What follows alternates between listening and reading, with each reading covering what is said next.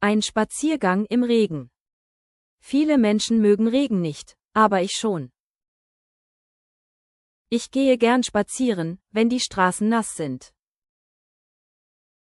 Der Regen macht alles ruhiger und langsamer.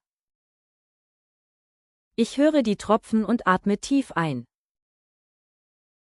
Danach fühle ich mich ruhig und frei. Follow for more.